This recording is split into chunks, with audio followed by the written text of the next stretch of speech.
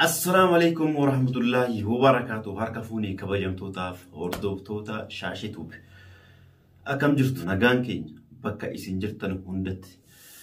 كل سران إسين هاكا كابو إسين جتشا. ولد ديرك نجر رجورا. مجانكم مالي في هرلي أكون درا وللو فمورا. وان هراو قبتي في موجي چون كسنولو. وان كان هندت دبر دراتي جورا. وان في اتسين دراتي جال قبرت. بلوتا كنا كان سود عربياتي في مانهيدا إدو غرغرات درارما جيران. بكا غرغرات كان چنقما جيران كركتا جيران كچيتاني ديبين غرغرا إرغهي أچين ميداما جيران كسوما كلبون ساني دبرا جلو يچورا.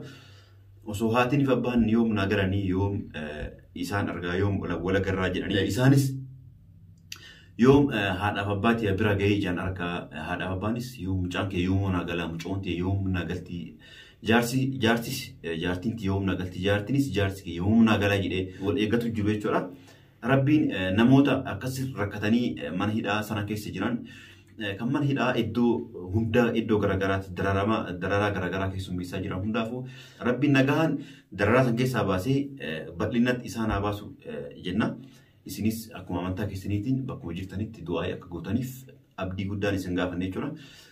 Isaanis nu malee waan qabanii nutis wal malee waan qabnu jechuudha. Kanaafuu gamanumaan akka hin daganne ganama galgala guyyaa yeroo salaatanii fi warroonni amantaa biraas yeroo akka amantaa keessaniitiin jechuudha akka du'aa gootaniif gamanumaan kabajaa guddaan isin gaafanne jechuudha. Sun achi har'a immoo wanni gama keessa dhufeef waa'ee torbe kana social media irratti deemu jirura ilaalchise dubbii wayii qabadhee dhufee jira jechuudha. Dubbiin har'a qabattee dhufte maali jechuun keessaniin oolu. Akkuma beekamu piraankicha caaltuun gadhiifte irratti akkuma agartan kana torbe kana guutuu social media irratti waan garagaraa lola guddatu deemaa ture jechuudha. Lola baay'eetu deemaa ture jidduu kiyyaa fi akkasuma Muniraa akkasuma Ayyaan nusadan jidduutti lola baay'eetu deemaa ture jechuudha. Namoonni baay'een karaa keessaatiin nu dubbisaa turtanii karaa keessaatiin karaa koomentiitiinis ta'ee karaa warri ammoo iimoo kenna qabdan warri lakkoofsa kenna qabdan karaa keessaatiinis dhiphachaa turtanii nu dubbisaa turtan jechuudha. Baay'ee galatoomaa kabajamaa ulfaadhaa isiniin jenna. Ulfaadhaa kabajamaa ulfaadhaa isin jenna waan nu kabajanii waan kana dhaabaadhaa wanni kun sirrii miti. Akkana miidiyaa gubbaatti walloon sirrii miti jettanii keessaan nu dubbisuu turtan jechuudha. Baay'ee galatoomaa kabajamaa ulfaadhaa nutis jecha keessan dhageenyee jechuudha. Jecha keessan fudhannee waa isin nu gorsitan fudhannee guyyaa lamaan sadiin kana dhaabnee jirra jechuudha. Namoonni baay'een cinqamaa turtanii ni beekna akka cinqamaa turtan karaa koomentiitiin.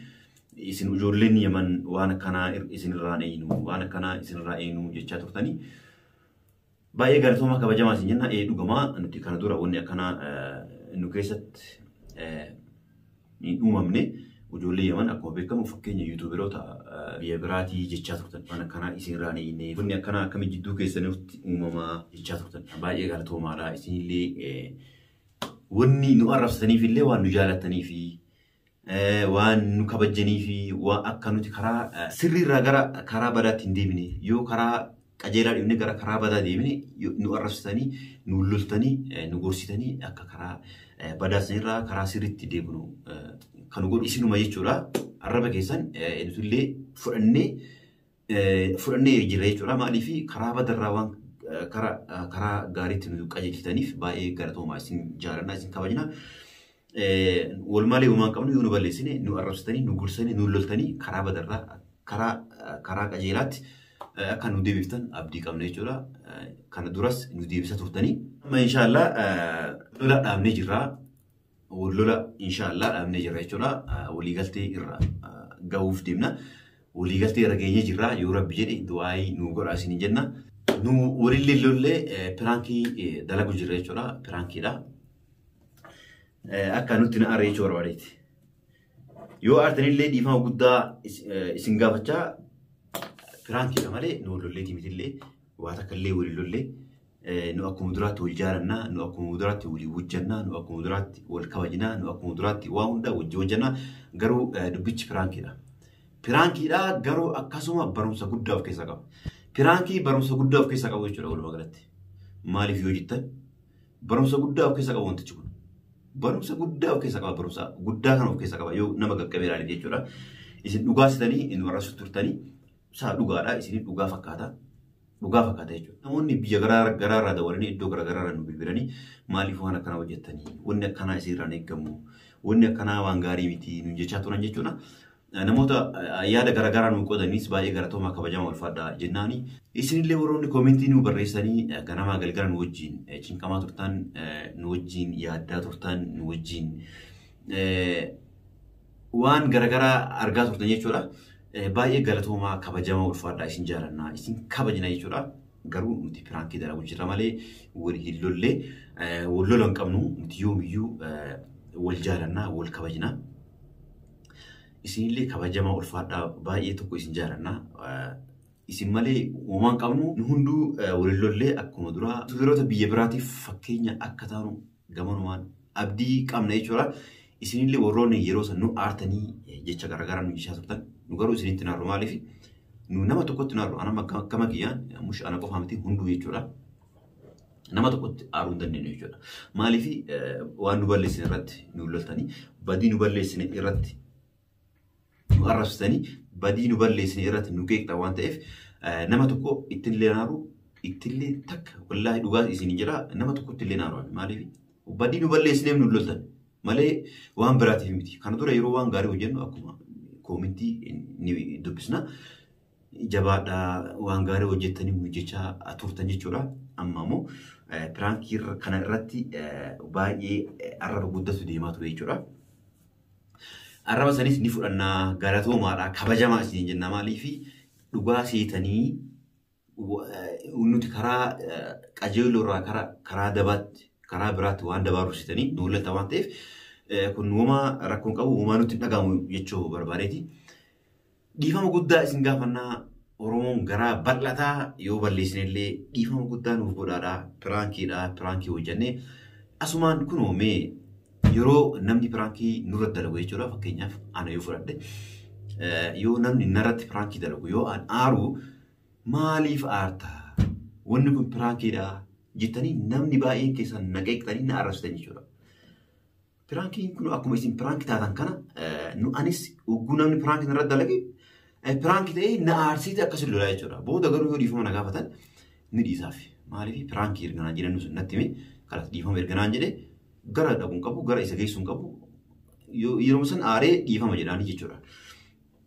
Isinillee waan piraankii isin irra hojjenneef dhiifama guddaa isin gaafana dhiifama guddaa balleessinee jirraa namni tokko erga waa balleessee balleessee jira erga jedhee gara nu fiddan hin qabdanii jechuudha walumaa galatti. Eessalee nu geessitanii gara nu fiddan waan hin qabneef wal malee waan biraa waan hin qabneef dhiifama guddaa nurraa ta'a. Piraankii hojjennee dhiifama guddaa isin gaafannaa yeroo biraa waan badaa akkanaatti hin deebinu dhiifama nu godhaa isin jenna. Garuu piraankii ta'us asirra wanni isin beeku qabna jechuudha. Piraankii ta'us wanni kun barumsa guddaa of keessaa qaba. Namoonni tokko yeroo baay'ee jidduu jaarsaaf jaartii namoonni seenan jiru. Isin galee jidduu jaarsa jaartii seenanii waan hin taane namoonni haasa'anii jiran. Nama akkanaa kanaaf piraankichi kun barumsa guddaa ta'a. Isin galee barumsa guddaa ta'a. Barumsa guddaa ta'a. Maaliif jidduu jaarsaaf jaartii seenanii inuma iciiti badaa haasa'uun inuma hin ta'u. Maaliif yoo jettan jaarsaaf jaartii nama kam irrattuu nama kam irrayyuu nama kam abadan abbaa fedhe irrayyuu jaarsa jaartiin wal dhiyaatan. Yoo amma dhuftee namni kamiyyuu dhaqeetuma fakkeenyaaf dubartii takka bira dheedheeti waa wayii akkana jettiin. Yogguu isin biraa deemte galgaluma yogguu jaarsi gale akkuma osoo hin beekin fa'a akkuma tasaa osuma haasaan fa'a barra muca'uun sun akkana naan jettee barra jaartiin ebaloo akkas naan jettee bara akkas naan jettee hin oolu isin galee. Kanaafuu yogguu san innis akkamitti waan akkanaa jettii dhufa booda ammoo wal shakkiisan dhufa booda wal loliinsa dhufa jechuudha isin galee. Kanaafuu piraankicha baay'ee barumsa qabu akka irraa barattan gamanumaan abdii qaba jechuudha.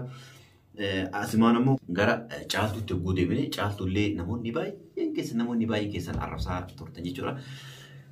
arrabsaa turtanii koomentii oguu dubbisu koomentiin baay'een irra baay'ina inumaa isii qeeqlanii jechuudha. Maaliif piraankii akkana maaliif irra hojjettee maaliif gadhiiftaa akkan jedhu jechuudha. Isaa dhugaadhaa piraankicha akkanaa inumallee wanni akkana hojjetamuu qabu erga hojjetame immoo gadhiifamuu hin qabu. Isin galee hojjetamuu hin qabu wanni akkana wanni nama wallolchiisaa inumaa wanni jaarsa jaartii jidduutti wanni badaan jaarsa jaartii qofayyuu sun taane hiriyaa jidduuttillee nama waliin jiraatu nama waliin jireenya hawaasummaa waliin jiraatan irratti waan badaa hojjechuun inumaa faayidaan qabu. Garuu wannichi piraankiidha waan ta'eef gamanumaan warroonni caaltuu akkasitti arrabsaa turtanillee warroonni qeeqaa turtanillee isiin waata kan balleessine piraankii waan ta'eef isiin badii takkayyuu qabu osoo waan wayii ka balleessee jirtu ta'ee osoo badii wayii ka qabaatu ta'ee ol baateeyyuu miidiyaa irrattu akka kennu sadii wallollu kana isinuu ol baatee waa wayii haasofti. Garuu isinuu baay'ee cinqamteetti jechuudha. Dhugaa dubbachuu fi sammuuna kana torbee kana baay'ee dhiphina guddaa keessa seenteetti jechuudha. Sababa keessan uummanni kan narrasu jira. Sababa keessan uummanni kan naalolu jira. Jettee baay'ee isin achi nu qeeqxanii isin ammoo asii nu qeequ jirti jechuudha. Kanaafuu caaltuullee gamanumaan caaltuullee akka dhiifama guddaa gootan gamanumaan kabajaan isin gaafadha jechuudha. Isin amma na bira jirtu waan na bira jirreef kophaa kee dhufee jira jechuudha. Baay'ee dhiifama guddaa nurraa ta'a. Nu of kolcha nu araaramne jirra nu duraa waliin lolle nu duraa akkuma dura wal jaaranus ammas wal jaaranna wanni nu miidiyaa irratti haasaa turellee iciitii wayillee hin jiru waa takka wanni jiru illee hin jiru jechuudha. Dhiifama guddaa nurraa ta'a dhiifama guddaa isin gaafachuudhaaf garaa dhufee jechuudha. Maaliif namoonni baay'een keessaan naa dawwalanii warri koomentis warri biyya biraa irraa teessanii jechuudha. Namoonni baay'een dhugaa rabbiyoo dhugaa siin dubbadha jechuudha. Namoonni biyya biraa irraa na beekan asuma keessaa namoonni waan kana keessa hin beekne akkamitti waan akkanaa maqaa nu balleessinaan jechaa turan jechuudha. Kanaafuu baay'ee kabajama galatooma ulfaadhaa nu wallolleen jirru piraankiidha. Kanaafuu nutti na aarina dhiifama nu godha. Yeroo biraa waan akkanaatti hin deemnu sin jenna. Silaallee osoo dhugumaayyuu wanni kun waan ta'u taate namoonni gurguddooniif kabajamoon hiriyoonni kenna jechuudha. Kan nu isaan jaarannu kan nu isaan kabajnu hangafoonni kenna jechuudha ni jiran jechuudha. Fakkeenyaaf Sa'iid yoo fudhanne akkasuma Abdii yoo fudhanne jechuudha. Akkasuma Ummu Kaanus ni jirti, Ummu Afnaan ni jiranii. Osoo nu dhugaa waan kana waan dalagu jiru ta'ee yookaan waan kana wallola dhugaa waan ta'u ta'ee jarri kunuu hin callisanii jechuudha. Amma booda piraankii fi diraamaalee garaagaraa kan isin jaalatan waan isin feetan waan isin barbaadan isin hojjannaa.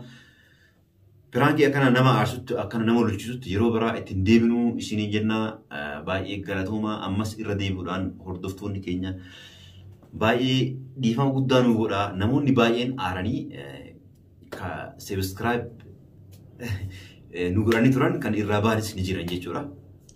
Namoonni baay'een baatanii jirtanii saa dhugaa keessanii dhugaa qabdanii warroonni akkas aartanii baatanillee amma akka deebitanii nu hordoftan kabajaadhaan isin gaafanna. Galatooma kabajamaa ulfaadhaa isiniin jechaa warroonni yaada qabdan immoo karaa koomentiitiin akka nu barreessitan kabajaa guddaan isin gaafanna. Waan isin hojjennu waan akkana hojjedha waan akkana dhiisaa waan akkana hojjedha waan akkana dhiisaa jettanii akka nu barreessan gamanumaan kabajaa guddaan isin gaafanna jechuudha.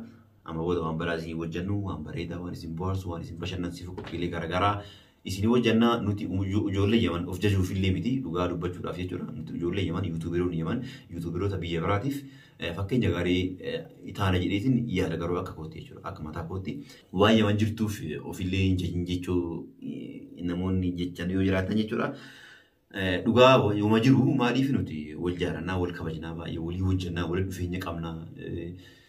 Baay'ee tokko wal kabajna waan ta'eef ammas kabajaan kenna akkuma jirutti jira jechuudha. Namoonni tokko osoo Sa'iidoon jiru osoo Abdiin jiru osoo Ummu Kaanus Ummu Afnaan jirtan akkamitti ijoollee walloltanii jechaa turtan jechuudha. Gamanumaan baay'ee isin jaarannaa isin kabajnaa baay'ee galatoomaa nu jiraadhaa isiniin jenna. Hanga viidiyoo biraatiin deebinee walitti deebinuuf kabajaa guddaan nuuf jiraadhaa nuuf ulfaadhaa hordoftoota kabajatoota kenna. Isin jaarannaa baay'ee isin jaarannaa isin jenna. Kuulanii Muniiraa akkasuma caaltuu nu waloon qabnu piraankii dalagu jira jechuudha. Piraankii akkana yeroo biraatti hin deebinu waan nu hordoftaniif baay'ee galatooma kabajamaa ulfaadhaa isin jenna. Horaa bulaa deebana.